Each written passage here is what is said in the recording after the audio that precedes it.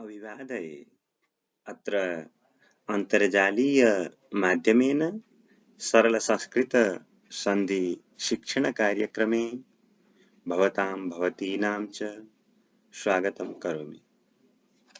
आइए आज हम संस्कृत के सरल संधि ज्ञान के अंतर्गत विसर्ग संधि के अभ्यास के लिए विसर्ग संधि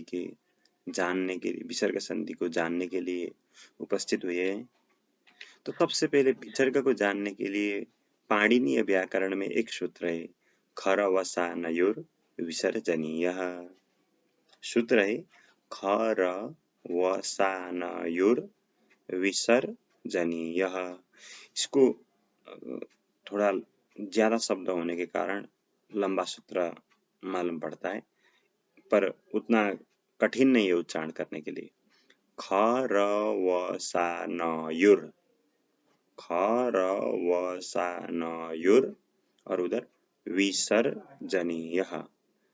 तो यह सूत्र क्या करता है? विसर्ग करता है। तो इस सूत्र को समझने के लिए सबसे पहले हमें समझना है कि खर प्रत्याहार, यानी कि प्रत्याहार हम जो पिछले एपिसोड पर सीख कर आए हैं वह खर प्रत्याहार में ख, फ, छ, ठ, थ, च, ट, त, क, प, स, श, स इतने अक्षर आते हैं। और इसके बाद है अवसान। अवसान कहते हैं रिक्त स्थान को, यानी कि जहां खाली हो उसको अवसान कहते हैं। तो खर अवसान। और इसके बाद है रेफ। अब विसर्जनीय अर्थात विसर्ग। विसर्ग जो है यह दिखाई जो दे रहा है, ऊपर एक बिंदी और नीचे एक बिंदी लगा रहता है, इसको विसर्ग कहते हैं ज्यादातर, पर संस्कृत में इसका विशेष नाम है विसर्जनीय विसर्ग। विसर्ग संस्कृत में बहुत प्रकार के होते हैं, इसलिए इसको विसर्जनीय विसर्ग कहा जाता है। तो विसर्जनीय विसर्ग यह करेगा, तो किसको करेगा? अब हम यहाँ पर आते हैं अर्थ पर। खर अथवा अवसान पर में होने पर, खर पर में हो अथवा अवसान पर में होने पर पदांत रेफ के स्थान पर क्या होगा? विसर्जनीय विसर्ग होगा। खर पर में हो अर्थात ख, फ, छ, ठ, थ, च, ट, त, क, प, स, श इतने अक्षर पर में हो अथवा खाली जगह रिक्त स्थान अगर पर में हो तो पहले अगर उस इतने पर में होने पर पूर्व में, यानी पहले क्या होगा? जब यदि वहां पर रेफ होगा तो वह रेफ विसर्ग के रूप में परिणत हो जाता है। अब रेफ किसे कहते हैं? तो रेफ कहते हैं कि र को, यानी कि जो र होता है उसमें अगर भावेल वर्ण न हो, स्वर वर्ण न हो, तो उसको रेफ कहा जाता है।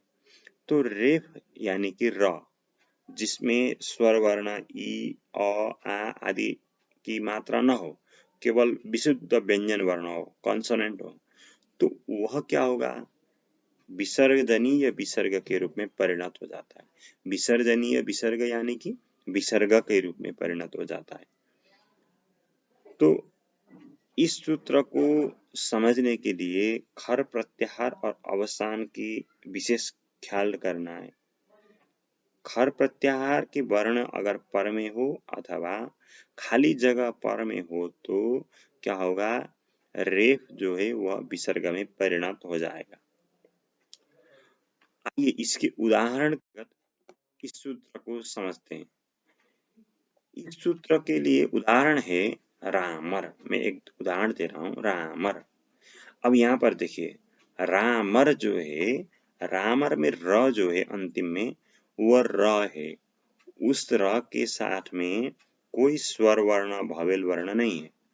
अगर भवेल वर्ण होता तो वह हलंत न होता।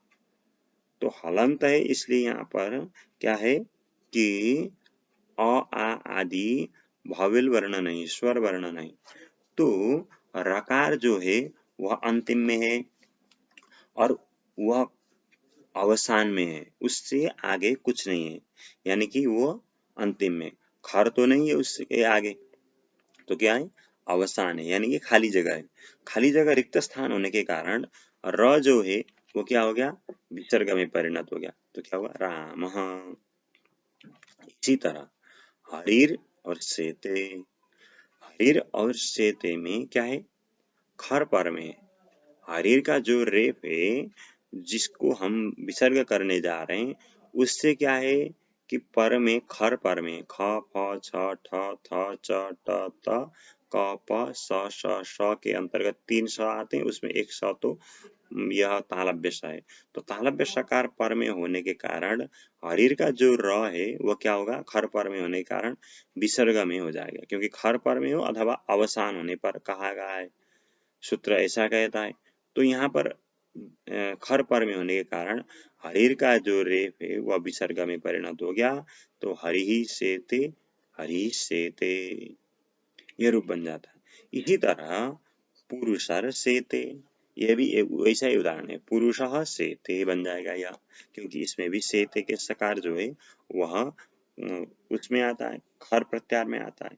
तो खर प्रत्यार में आने के कारण पुरुषर का जो रेप है वह व्यंजन वर्ण होने के कारण स्वर उसके साथ में नहीं है, इसलिए रकार विसर्ग के रूप में परिणत हो गया। तो पुरुषः शेते। इसी तरह इसके अन्य उदाहरण, अब इसके काव्यगत उदाहरण आदि तो बहुत काव्यों पर अथवा कोई भी ग्रंथ पढ़ लीजिए, जहाँ कहीं भी विसर्ग दिखाई पड़े, ज्यादातर हर जगह पर क्या होगा कि इसका उदाहरण अवश्य होगा। कोई कोई नहीं हो सकता है, अपवाद के रूप में कोई दूसरा सूत्र भी प्रवृत्त हो सकता है, पर इस सूत्र के उदाहरण के रूप में हर कहीं मिलते हैं। तो नृपर यानी कि नृपर षष्ठ है, नृपर षष्ठ। तो नृपर षष्ठ में क्या हो गया, तो षष्ठ का जो शकार है वह शकार क्या है, शर पर में। तो शर पर में होने के कारण नृपर का जो रकार है उससे खर पर में होने के कारण, खर पर में होने के कारण क्या होगा, रकार जो है वह विसर्ग के रूप में परिणत हो गया। तो रकार विसर्ग के रूप में परिणत होने के कारण क्या हो गया, नृपः षष्ठः ऐसा बन जाता है। इसी तरह सर पर सरति, सर पर सरति, यहाँ पर क्या है, खर पर में है सरति का सकार, 3 सकार आते हैं ना, ख फ छ ठ थ च ट त क प स श श के अंतर्गत। तो यह क्या हुआ कि खर पर में है सरति का सकार, तो पूर्व में है रकार, रकार जो है, रेफ जो है, उसके साथ वावेल वर्ण नहीं लगे, अतः यह क्या हो गया, रवसानयोर विसर्जनीय, इस सूत्र से विसर्ग में परिणत हो गया। तो सरपः सरति ऐसा बन गया।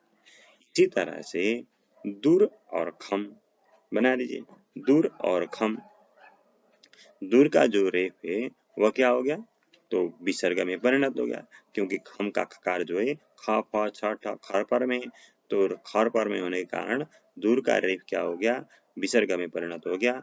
तो विसर्ग में परिणत होने के कारण क्या हो गया, विसर्ग, विसर्जनीय विसर्ग हो गया। इसको संस्कृत में अगर संस्कृत का गहन ज्ञान करना हो तो विसर्जनीय विसर्ग कहते हैं, ऐसा भी ध्यान रख लीजिए।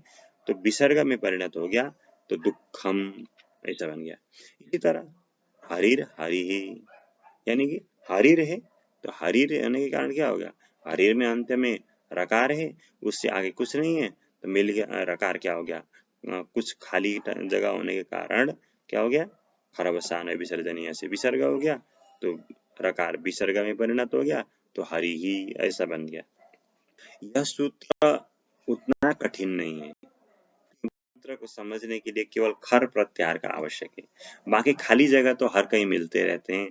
खाली जगह मिलने पर वहां पर खाली हो तो रकार स्वतः विसर्ग में परिणत हो जाता है।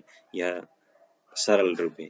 तो खर यानी कि ख फ छ ठ थ च ट त क प स श स, इतने अक्षर को आप याद करना है खर यानी कि। तो ये प्रत्याहार जो है वो प्रत्याहार हमने पहले एपिसोड पर अभ्यास कर चुके हैं। तो इस तरह से आप इतने खर प्रत्याहार और अवसान पर में होने पर रकार विसर्ग में हो जाता है, इतना याद कर लें। तो हर कहीं जहाँ कहीं भी विसर्ग दिखाई पड़े आप वहां पर पूर्व कल्पना कर सकते हैं। यहाँ पर रकार था तो वह विसर्ग में परिणत हो गया, और कहीं रकार दिखाई पड़े और आगे खर प्रत्याहार पर में हो अथवा खाली जगह हो तो अशुद्ध है ऐसा समझकर आप उसको शुद्ध कर सकते हैं।